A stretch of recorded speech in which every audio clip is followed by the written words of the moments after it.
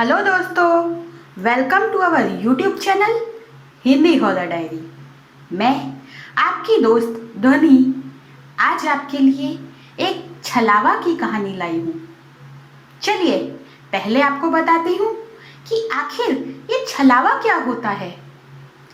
कहने वाले कुछ लोग ऐसा मानते हैं कि छलावा भूतों में जादूगर होता है और वो कोई भी रूप धर लेता है। ज़्यादातर वो संध्या काल में निकलता है। कई बार ऐसा भी किस्सा सुनने में आया है कि जब कोई छलावा किसी पर्सन के बारे में की हुई बात सुन लेता है तो वो उस पर्सन का रूप लेकर उस जगह पहुंच जाता है और किसी को पता भी नहीं लगता।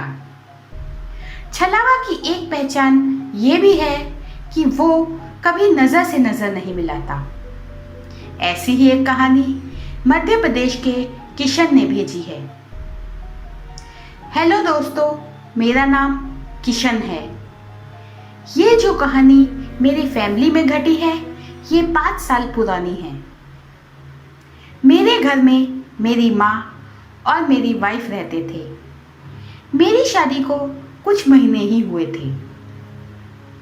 मेरी वाइफ के मामा के बेटे की शादी थी और गांव में आज भी शादी के समय के काम और तैयारी घर के लोग मिलके ही करते हैं। कोई काम वाली नहीं होती।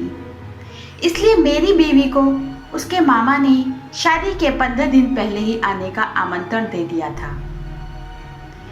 मामा का घर हमारे घर से 5-6 घंटे की दूरी पर एक गांव में है। शादी के 15 दिन पहले मेरी वाइफ अपने मामा के घर चली गई। 2 दिन के बाद यहाँ मेरी माँ की तबीयत अचानक काफ़ी खराब हो गई। मैंने डॉक्टर को बुलाया तो उसने कहा कि वीकनेस की वजह से तबीयत बिगड़ गई है। कुछ दिन इन्हें फुल रेस्ट दो और दवाई दो तो जल्दी ही नॉर्मल हो जाएंगी। अब माँ को इस हालत में अकेले छोड़ के मैं काम पर नहीं जा सकता था।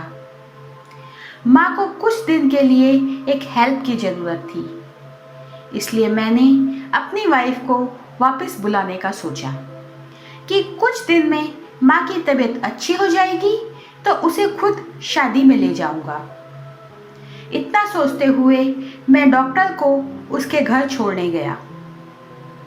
आते समय मैंने अपनी वाइफ से फ़ोन पे बात की कि माँ की तबीयत खराब है और उन्हें तुम्हारी ज़रूरत है।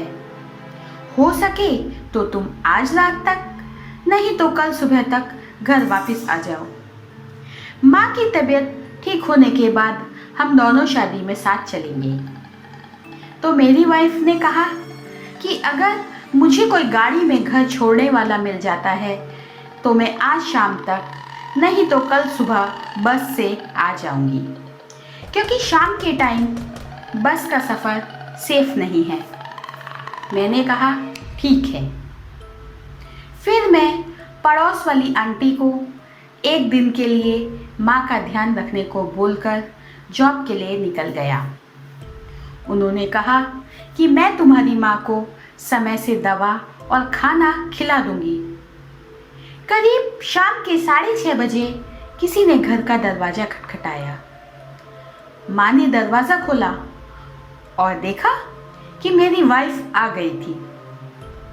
उधर आंटी भी मेरी वाइफ को देखकर निश्चिंत हो गई।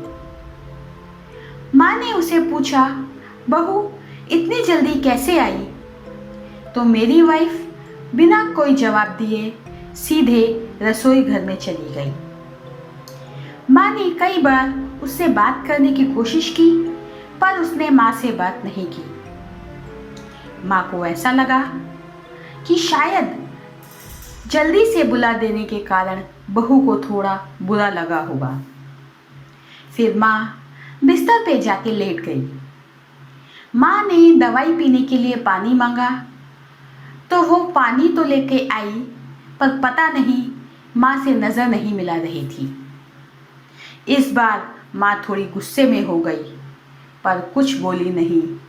और मेरे घर आने का इंतज़ार करने लगी। माँ को बैठे बैठे गायत्री मंत्र बोलने की आदत थी। जैसे ही माँ ने गायत्री मंत्र बोलना शुरू किया, तब मेरी वाइफ तुरंत माँ के सामने आ गई और गुस्से से बोली, इसे बंद करो, मेरा सर चकरा रहा है। बस इतना बोल के वापस रसोई घर में चली गई। तभी माँ के मोबाइल पर फोन आया। जब माँ ने फोन उठाया तो माँ के होश उड़ गए, क्योंकि वो कॉल मेरी वाइफ का था। मेरी वाइफ ने पूछा, माँ आपकी तबीयत कैसी है, और साथ ही ये भी बताया कि वो मौसी के लड़के की गाड़ी में घर आ रही है, पर पहुंचने में उसे रात हो जाएगी और आज की रात मौसी का लड़का यहीं रुक जाएगा। माँ बहुत घबरा गई और तुरंत मुझे कॉल कर दिया और सब बताया। मैं घर की ओर निकल गया। माँ के मन में कई सवाल थे कि रसोई घर में कौन है, अब क्या होगा। फिर माँ चुपके से मंदिर में रखा हुआ गंगा जल लेकर आई और जोर जोर से गायत्री मंत्र बोलने लगी।